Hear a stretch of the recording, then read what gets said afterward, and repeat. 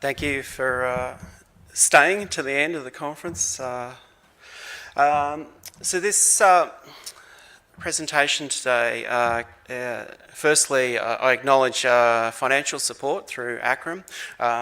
This was funded from an ACRM ERG grant, a partnership or collaboration between a group of university researchers interested in workforce research and the team with James Cook University, who also run the generalist medical training program. So that's the team there.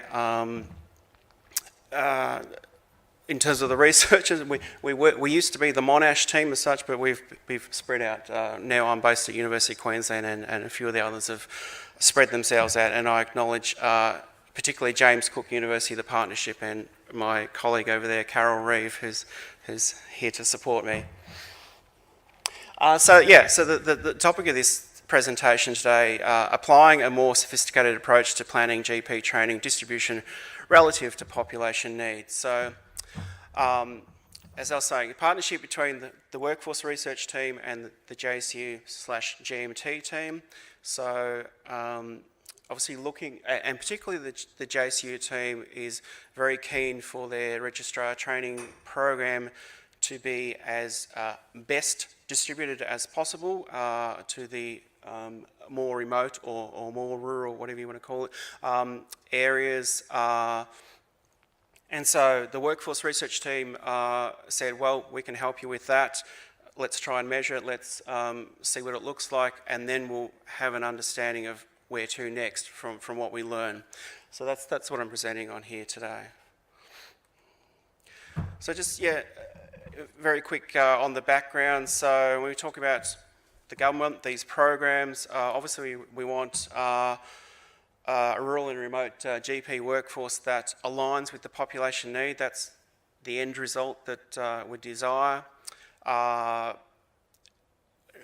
Evidence is emerging, and I've been contributing to that, of it's very important for the training to also align with that community need, and that will then flow on to the workforce that stays, essentially. So if we have a good or best distributed of the training side of things, then hopefully that will help fix the fellows or the end result of the workforce.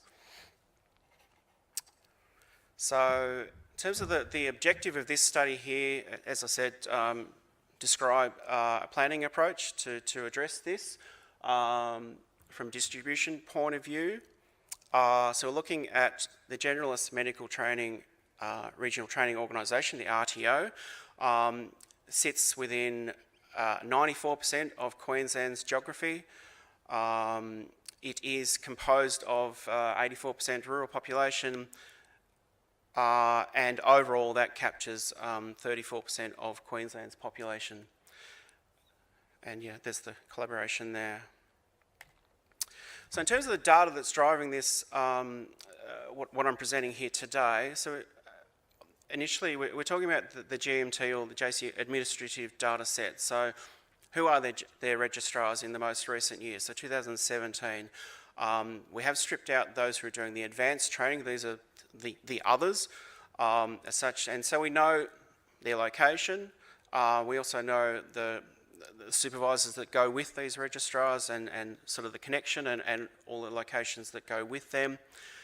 And we know what regions and towns and what have you that they sit within. So we decided, well, let's go and see what that looks like, and how does that compare to what we might expect from a whole bunch of other indicators. And so these are you see there a short list of indicators that sort of came into the research within this process here. So the first one, index of access, that's a measure that we had already amongst the workforce research team. Essentially it captures spatial accessibility in a more complex way than basic population to provider ratio sort of thing. So we had that sort of ready to go off the shelf. A bunch of other indicators that we could also apply: district workforce shortage, so both the 10-year trend and also the most recent year. A couple of rurality classifications, population size, so breaking down the MMM scale essentially in a different way, more suitable to the project, and indicators of socioeconomic and Indigenous amongst the population that these registrars are going to. So in terms of how we measure distribution or assess it as such against those indicators, so step through a few approaches to this. So one is at kind of the bigger regional level. So within Queensland, they have their HHS regions, and it's about 11, I think it is, across rural Queensland. So we're talking about that in terms of regional level. So just those big regions, proportionally, how does it match up with what you would expect to get? And then running through that list of indicators, again, compared to what you'd expect, what do we have in terms of the distribution of the registrars?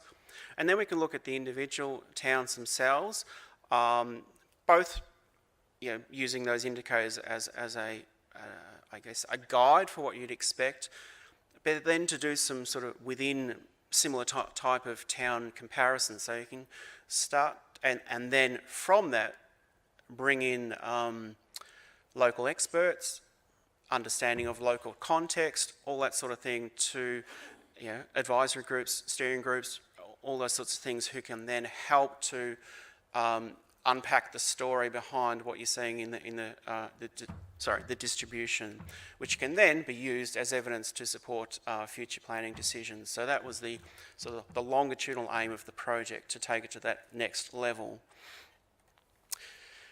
So that's the data that we have here: 378 registrars, 75 different locations, supported by 582 supervisors, spread even further number of towns, an additional 40 locations with some intermittent registrar models of training.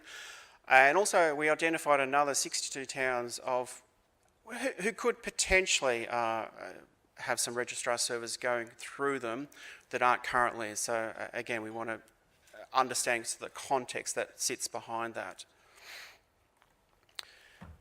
So you probably can't see the detail of that. That's the regions mapped there. You can sort of just see the boundaries. The green is indicating that they're doing better than what you would expect.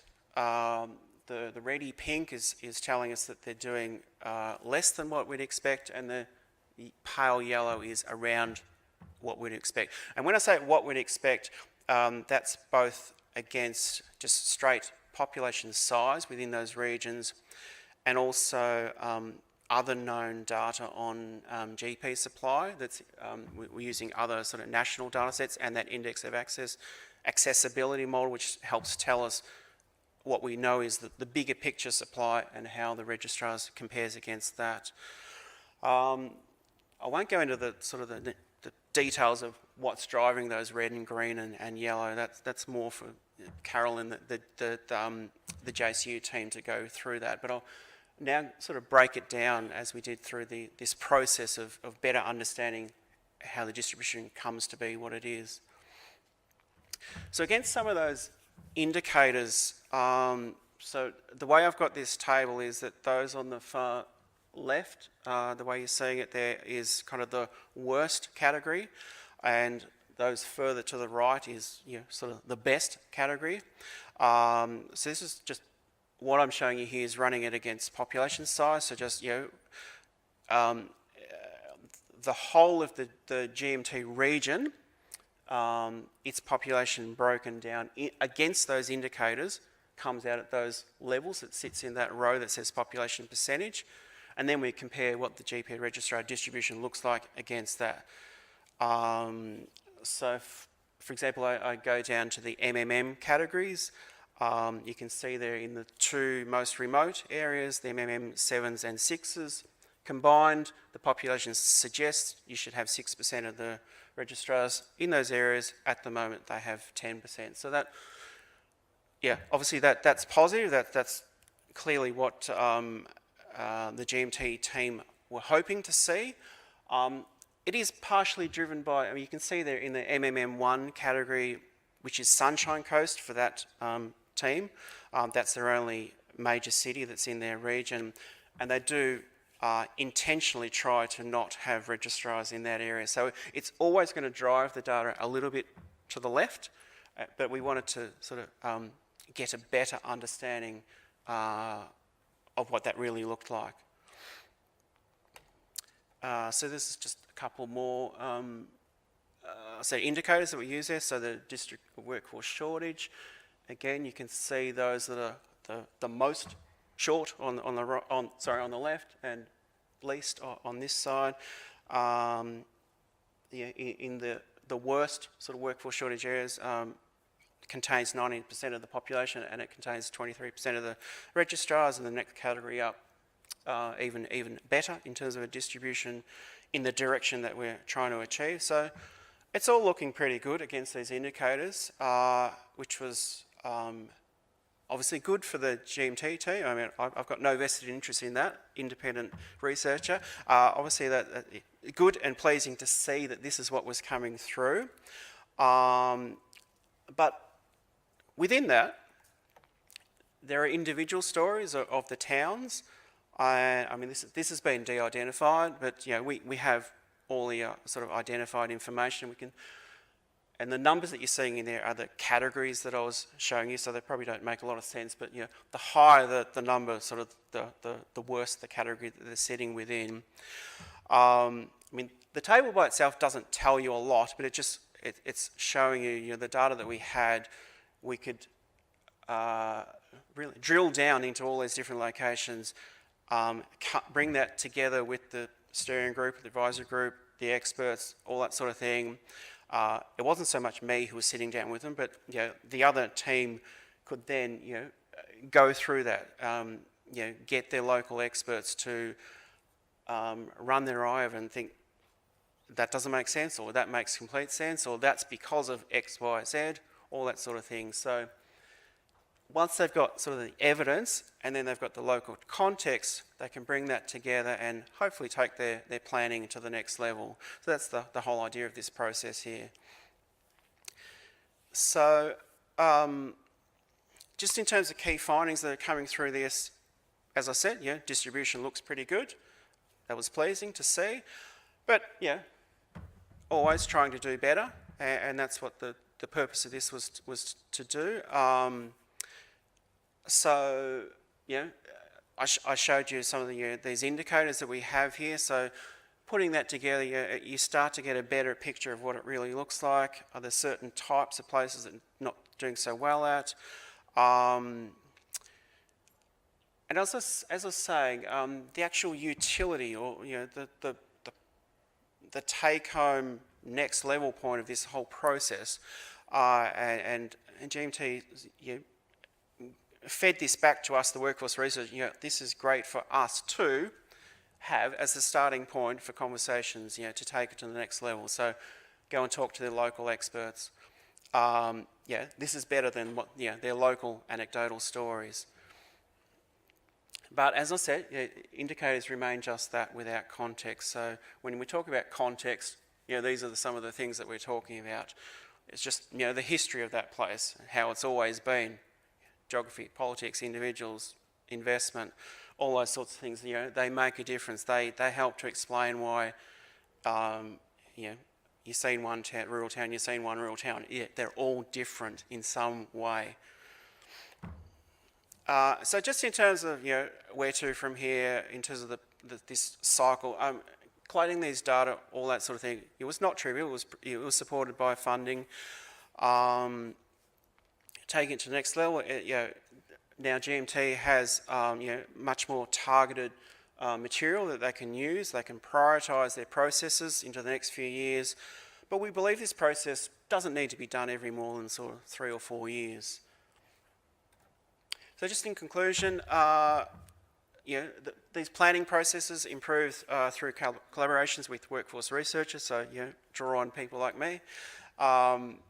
And we demonstrate the utility of these indicators, that we can do better with the distribution of medical training, and hopefully that flows on to those who stay. So that's really it, I think. Yep. So there we go. Any questions?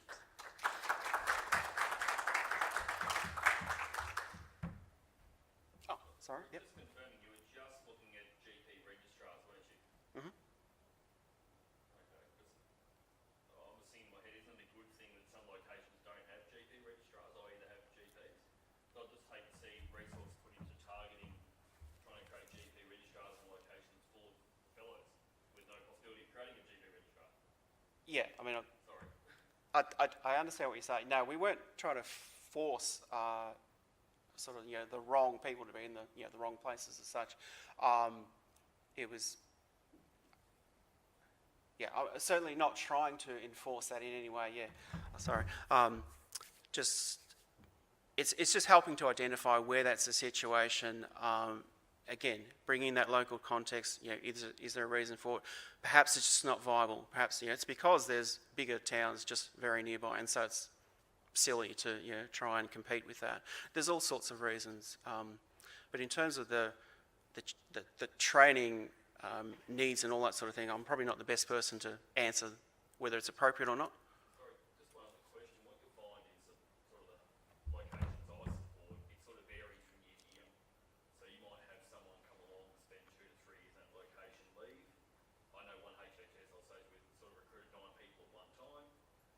Sort of some have left after 2 years, some have stayed on a little longer. So my sort of suggestion would be good research to repeat on a yearly basis to find out for the peaks and troughs at each location. Sort of only my commentary. Yeah, I mean, having spoken with the GMT team, they made it clear to us that there are motivations behind some of the decisions they make in terms of, I guess, sharing it around, for want of a better phrase, to distribute differently kind of year to year. And there's various reasons for that.